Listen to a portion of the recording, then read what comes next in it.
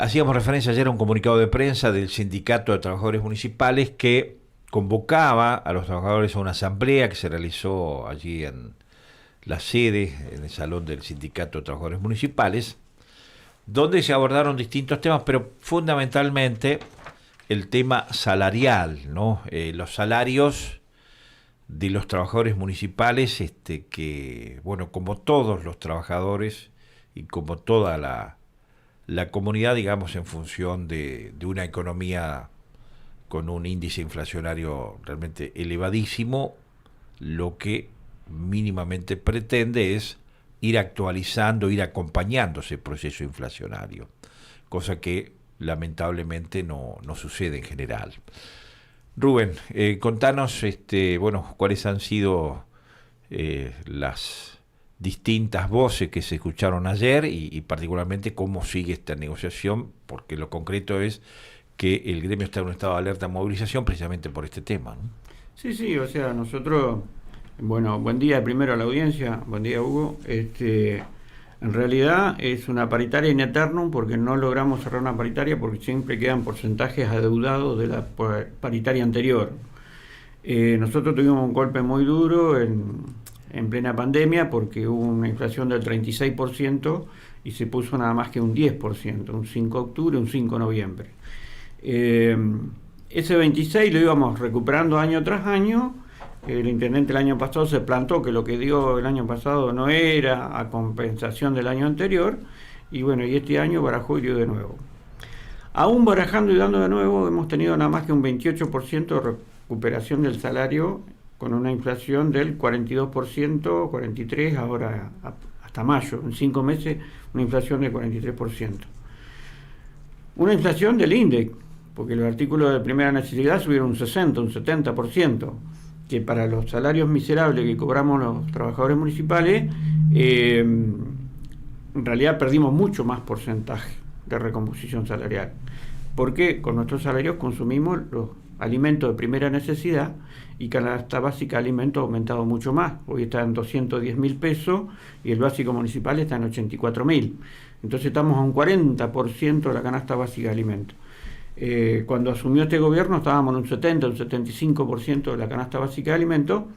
Si bien llevamos ahí a duras penas acompañando al salario mínimo vital y móvil, a nivel nacional no se hace mucho tampoco porque el salario mínimo vital y móvil cumpla con la Constitución Nacional, que sería cubrir la canasta básica de alimentos total, que hoy debe estar en 270.000 pesos.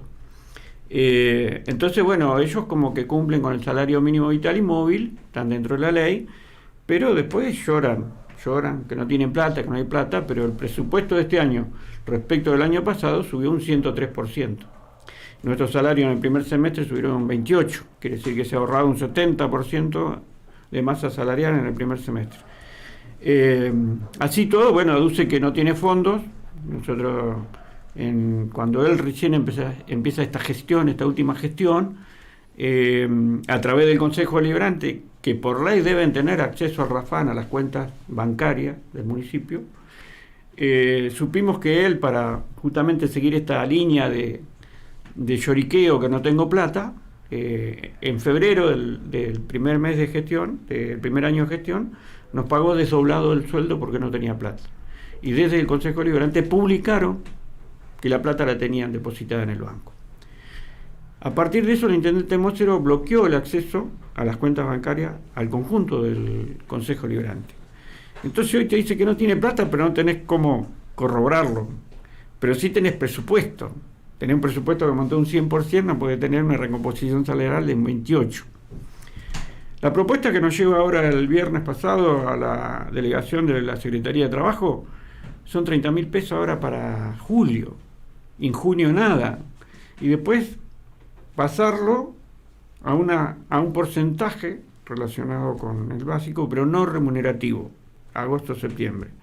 Nosotros decimos que es una barbaridad, primero pensando en nuestros compañeros jubilados y jubiladas, porque si junio no tenés porcentaje al básico, julio tampoco, agosto-septiembre tampoco, son 4 meses sin recomposición salarial. Pasado a que los jubilados tardan 4 meses en cobrarlo, o sea, serían 8 meses de congelamiento salarial para el conjunto de los jubilados. Eso, primera barbaridad que señaló la Asamblea, Dice, tenemos que, primero, que actualice por inflación, tendría que estar poniendo un 15% ahora en junio. Todas estas resoluciones de asamblea se votaron, llevamos por nota al intendente municipal, estamos a la espera de una audiencia. Si no nos da la audiencia esta semana, bueno, pediremos la audiencia en la Secretaría de Trabajo, como hacemos siempre. Pero bueno, no está respetando ni la canasta básica de alimentos, ni está respetando los ajustes por inflación, y mínimamente cumple con lo que es el salario mínimo vital y móvil, que dejó un resto sin pagar en febrero, otro resto sin pagar en abril, y ahora si no lo liquida en junio, fin de mes, también va a estar adeudando otro 5% que queda. Pero como él después va a poner 30.000 pesos en julio, se ha comprometido, como suma no remunerativa por única vez, lo que votó la Asamblea, que si él va a poner esa plata, que después la pase automáticamente al básico, traducida en un porcentaje con descuento, para que le llegue a nuestros compañeros jubilados. Estamos espero a la audiencia a ver qué es lo que van a hacer. Primero, si van a liquidar este mes con ese 5% de equiparación con el salario mínimo vital y móvil, porque hasta que no suceda, o sea, no está incumpliendo. Y por el otro lado, bueno, si esos 30.000 son en negro, como se dice comúnmente, porque no tiene aporte, aparte que es una estafa para el IPS, no le llega a nuestros compañeros jubilados que en forma automática se pase ese monto en negro al básico en agosto-septiembre. Estamos a la espera de la audiencia, no sabemos qué es lo que va a resultar, pero eso es lo que votó la Asamblea. O sea, la Asamblea votó aceptar los 30.000 pesos, pero que después automáticamente lo pasen al básico y que cumpla con el convenio colectivo de trabajo poniendo los porcentajes adeudados de lo que es la equiparación con el salario mínimo vital y móvil. Uh-huh. ¿Cuánto es el salario inicial de un trabajador municipal aproximadamente? Bueno, nuestra base de cálculo está en las 32 horas y media, que está en 84.700. Como hay poca gente en esa categoría, la mayoría están 40 horas, lo que suma en 40 horas es más o menos un 20%, que es lo que el bruto tiene de descuento, ¿sí?, por los aportes, jubilatorio, obra social y demás. Por lo cual esos 84 es más o menos los de bolsillo que cobra un ingresante. Uh-huh. Ese es el monto de que no llega a 3.000 pesos por día, cuando la canasta básica de alimentos te está diciendo que para que una familia no sea pobre tenga 7.000 pesos todos los días para poder comer. Entonces, bueno, son salarios paupérrimos, miserables.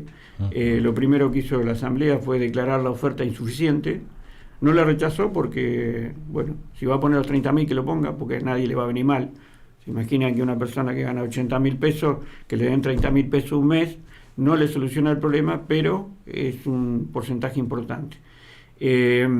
Para lo cual, bueno, la Asamblea declara insuficiente la oferta y que esa oferta automáticamente la pasa al básico. Tenemos 1.400 personas más o menos en planta, temporaria y permanente, lo que sí hay muchos cargos políticos. O sea, ha crecido, o sea, no ha crecido la planta de trabajadores, pero sí ha crecido el personal político. Sí, lo que se dice vulgarmente, muchos caciques y pocos indios. ¿Cuántos hay?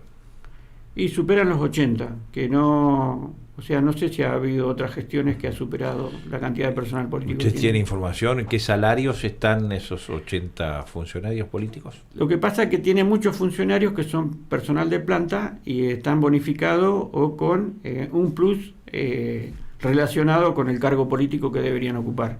Entonces es medio como que están en negro también. Son funcionarios que están en negro porque están bonificados por el cargo que ocupan. Claro, eso no le va al día de mañana a impactar en su jubilación. No, claro, eso, bueno, hay un caso particular que no voy a dar nombre, que dijo, mira, yo voy a esa función porque si estoy 3 años en esa función, eso me llega a la jubilación. O, sorpresa, se llevó el cuando llegó a los 3 cuando años. vio que lo tenía en negro y no tenía aportes a la caja y que va a seguir, el día que se jubile se va a jubilar por la actividad que tiene normalmente en la función como trabajador municipal, pero se los hace a todos. Un intendente muy particular con respecto a su propia tropa, pero bueno, más allá de todo eso, hoy tenemos un salario muy deprimido los trabajadores municipales y bueno, la otra alternativa que se plantea la Asamblea es veamos hasta dónde, o sea, podemos lograr esto en una negociación paritaria y si no después veremos qué camino tomamos. Cuando vos haces referencia, Rubén, a que desde febrero, ¿no?, del 2020 se bloqueó el ingreso a las cuentas bancarias por parte de los concejales. ¿Ha habido algún tipo de acción, o en todo caso usted tiene información si existe algún tipo de acción legal para de alguna manera abrir esa información? Porque uno lo que se plantea es cómo un concejal va a votar un presupuesto si no sabe cuánto hay, cuánto entra y cuánto sale. Digo, no ha habido una acción por parte de los concejales de la oposición haciendo hincapié en esta cuestión, que en definitiva es recurso de todos los habitantes del distrito. Digo, no hay ninguna acción que se pueda hacer o que penalice a la acción, en este caso del intendente, de no brindar esa información. En definitiva, no son recursos de una persona, sino de 40.000 o más de 40.000 habitantes.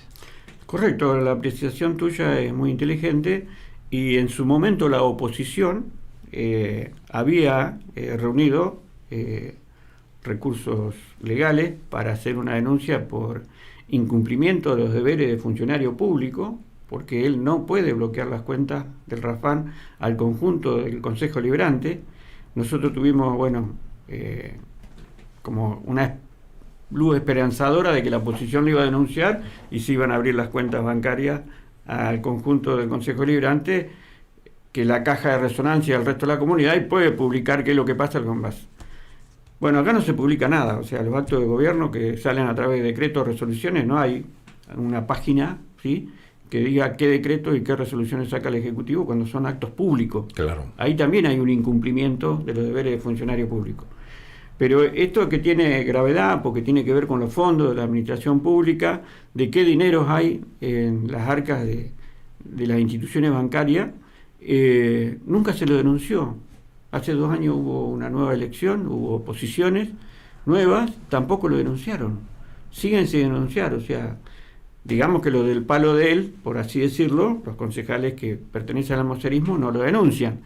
Pero en el resto de los bloques que hay oposición, hay abogados también. Por mayoría. Por mayoría. Tranquilamente podrían haber hecho esa acción, ¿no? Bueno, eso vulgarmente o esa inacción se llama connivencia, ¿sí? O sea, yo no te hago lo que yo no quiero que vos me hagas si yo después gobierno, ¿sí? Entonces hay una suerte de acuerdo tácito, no explícito, pero si no impulsa ninguna acción para que eso se blanquee, hay connivencia. O sea que se está sentado en una banca sin saber qué es lo que pasa en materia de utilización de recursos. Correcto. Si hoy, no sé, la provincia le deposita 200, 400 millones de pesos al municipio, ahí se entera. El único que se entera es el dueño de la estancia. El resto de los capataces no sabe nada.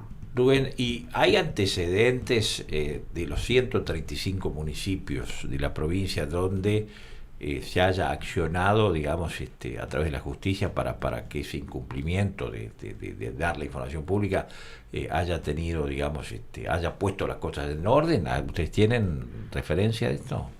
No tengo conocimiento de que haya capaz habido... que pasa en todos los municipios de la provincia, capaz que pase lo mismo. No, o sea, hay acciones legales en contra de los intendentes por incumplimiento de los deberes de funcionario público, y la justicia ha fallado en contra de los intendentes para que se pongan en el rol que... Porque pareciera ser que no es delito esto. No, sí, es delito. Bueno, pero desde el momento de que no se acciona... Bueno, si no se acciona hay connivencia. Si vos decís, yo acciono, yo te denuncio porque vos estás incumpliendo los deberes de funcionario público y la justicia me falla en contra, bueno, presenté, luché, perdí. Pero acá no hay ninguna acción para decirle cumpla con los deberes de funcionario público y muestre al resto del Consejo Liberante. Después es potestad del Consejo si lo publica o no lo publica. En realidad debería haber un sitio web que informe a todos los habitantes del distrito. Porque si no, digamos, lo que vos decís, puede haber un Consejo Deliberante que tiene la información, pero que no la brinda, digamos, a sus representados. O sea, correcto. Acá se representa absolutamente a cada uno. Rubén, como para cerrar, ¿cómo van a seguir ahora? ¿Están esperando una audiencia con el secretario de Gobierno, Gastón Duarte? Y bueno, ¿cómo ven ustedes, vos qué percibís respecto a a que esto pueda encauzarse. No, o sea, Gastón Duarte es siempre el mensajero. O sea, cuando queremos tener una reunión con el intendente, lo vemos primero a él y después se gestiona la audiencia. Si no sale la audiencia, pedimos audiencia en la Secretaría de Trabajo, están convocados, puede ir Gastón Duarte, puede ir el secretario de Hacienda, pero bueno, están obligados a mandar a alguien. Aunque lo que nos ha pasado en el último periodo, a una audiencia faltan, a otra mandan una nota y después se presentan. A una audiencia falta, después mandan una nota, después se presentan. Lamentablemente, o sea, el rol que tiene el Ministerio de Trabajo para obligar al Ejecutivo a que cumpla con la paritaria no es tan chocante como para decir, sí, tienen que estar ustedes acá y tienen que venir. Es más condescendiente y como que junta las partes y dice, después mátense entre ustedes.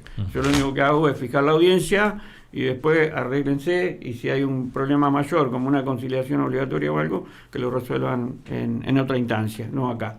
Pero bueno, es lo que tenemos. Lamentablemente, esperemos que se recompongan los salarios en beneficio de los trabajadores activos que le pusieron el cuerpo en plena pandemia, porque lo más terrible de todo esto es que donde más cayó el salario municipal acá fue en plena pandemia, en todo un año de un 10%, con una inflación cerca del 40%, y después fuimos recuperando año tras año, pero bueno, se cerró en el año pasado que no había porcentaje. O sea, fueron recuperando, pero siempre desde atrás. Sí, siempre atrás de la inflación, siempre atrás de la inflación. Rubén. Y siempre luchando, porque no pasa de motus propio decir, bueno, acá tienen una actualización del salario.